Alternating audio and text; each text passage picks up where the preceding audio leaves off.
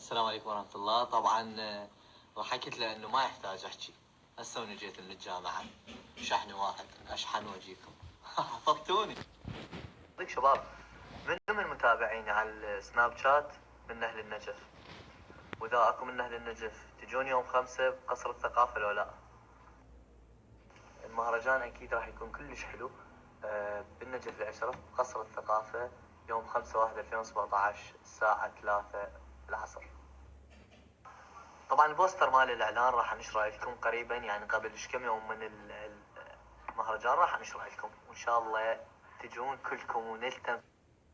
وطبعا هناك راح يكون لنا فقره مشهد مسرحي راح نسويه مباشر على المسرح مع شخصيه محبوبه جدا، ما راح اقول لكم منو، ان شاء الله تجون تشوفون منه. واكيد اللي ما يجي طبعا معذور، ودراستكم هاي اهم من كل شيء، لكن يوم واحد عادي ترى ضربه اطلع من 12 وتعال. طبعا من نهاية الموضوع أحب أقول لكم أني وأخويا أمير لا تضرب آسف حبيبي. أنا وأمير العبادي أحب أقول لكم نحبكم هواي. باي باي. طبعا أنا المفروض أروح بس أكو نسيت جملة لازم أقولها.